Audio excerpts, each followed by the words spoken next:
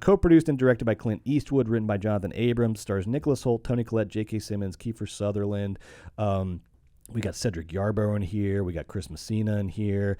The DP was Yves Belanger. It was distributed by Warner Brothers, sort of. Joe, what'd you think of Juror number 2? Okay, first of all, I heard out of Warner Brothers, this is what they said. They said, Clint, this was always made for Max, and Clint said, okay.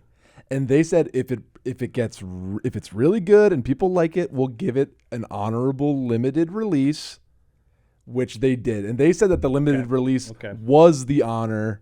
It wasn't the slight. Wow. That's what they said. What world is that true in? I don't know. This is fucking Clint Eastwood. I don't know. What I think of the movie. Yes. Okay. Not that good, right? Go. Okay. All right. So the movie. Clint's 94. This movie has Nicholas Hoult having a difficult moral dilemma. I'm joking. I think this movie is good, but I don't think this movie is great. I think this movie is going to be, it has people are interested in it because two things. A, there's a dearth of adult geared movies in the multiplexes, and then two is it's Eastwood's last movie. If Eastwood makes another movie, I don't think we have to worry about Juror number 2 forever. I think Juror number 2 is just like, I think what it shows is Clint's, there's the political angle of the movie. In this movie, the sort of moral interest is that we're all trying our best and we're all simultaneously guilty. It's like one sort of reading of this. It's like a reverse 12 Angry Men kind of thing where Nicholas Hoult is the juror in this murder trial, and he realizes that he when he starts to hear about the evidence in the trial, he realizes that he is like personally involved in the trial in ways that he didn't fully understand before, and is thus sort of compromised. And but then everyone is ready to convict this guy, but because of his sort of guilt about his own complicity, he tries to sway them away from that, but not for like the honorable reasons of Henry Fonda in 12 Angry Men, which is very interesting. So Henry Fonda is now, secretly a murderer during 12 Angry Men. Great plot. Well executed. Great premise. I think it was a great plot. I think it was well written. I think it was well acted. I liked all the supporting people from J.K. Simmons to there's like a bunch of popular faces in the crew, and everybody decides to not try to outperform each other. It's a really nice, contained little movie. It's very interesting morals. It has Toni Collette in it. She's and Clint Eastwood directed it, and it's a good script. So I think this is a good movie. But it's just kind of funny, another great American director ended his career with a courtroom drama, the superlative 2023 Kane Mutiny Court Martial by William Friedkin. One of the best movies of that year. I thought you were going to say that Joker 2. That Vin Diesel movie that Sidney Lumet did at the end of his life. I was like, are you about to say fucking Find Me Guilty? I'm about to kick your ass out of this building. No. All right. In the Kane Mutiny Court Martial, which, Jake Lacey plays the Nicholas Hoult of that movie. And in Kane Mutiny Court Martial, Kiefer Sutherland plays Captain Queeg. And so in that movie, it's all about Friedkin's still mad at the military. And that movie's about, actually, it's our leaders that are imperiling us. And I think that just and Friedkin ended his life with a Friedkin-esque, F you, the man. And it's just Eastwood's ending his career sort of honorably and maturely accepting that our justice system is not only imperfect, but flawed. And so are we. Whether we are, convicted criminal or seemingly innocent. So I like that difference, but Friedkin is so much more kind of locked in with $0. And Eastwood is eating a bag of chips, spinning around in his chair, and I think the camera work is bad. I think it's also reminds me of a lot of late Clint Eastwood, and I like this. There's a lovely, charming, distilled simplicity to these late Eastwood oddities, and some of them are amazing and some of them are pretty good. And again, this movie is pretty good. I liked this movie. You'll like this movie. It's a courtroom drama that's very competent and just interesting enough. But I definitely don't think that this is an award season film. I actually think that it should go on Max because it's kind of content.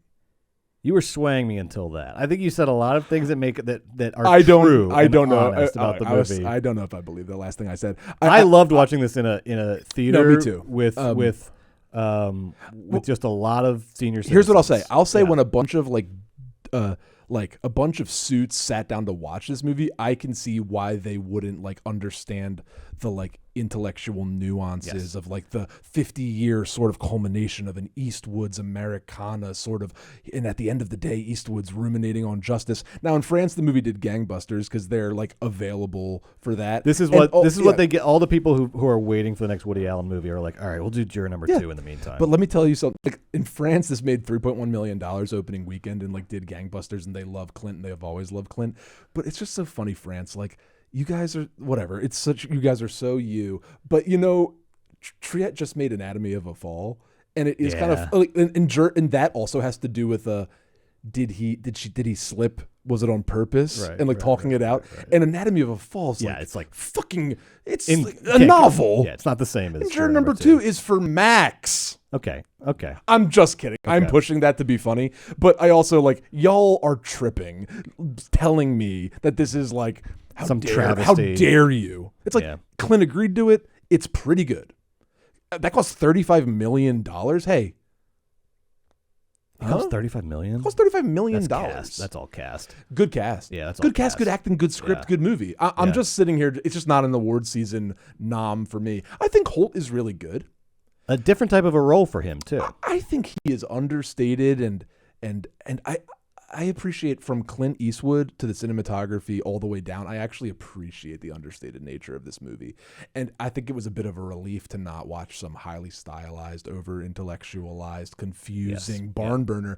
And it's so nice to watch these old guys just distill these movies down to their parts. And at the end of their lives, Friedkin and Eastwood are just they're shooting plays, baby. They're shooting plays, baby. I agree. I love that. I agree with a lot of what you said. I think where I liked the movie a little bit more is just that I was starved for this type of movie, patient movie about a complex moral dilemma. Because you hear this phrase thrown around a lot. Oh, finally a movie for adults. Oh, a movie for adults. So many times that phrase gets thrown out, and I'm like, this isn't for adults. This is for fucking coked up, aimless people in their 20s. What do you mean for adults? This is a thoughtful, good movie for adults. Yeah. I'm with you. It is, and I realize what makes a movie for adults is complex moral dilemmas that don't resolve themselves easily by the end of the movie and that linger long after the movie. And I think you get a really good one in this movie. I think you get, a protagonist whose actions collectively amount to high villainy, but who is kind of just a normal guy who's mostly good.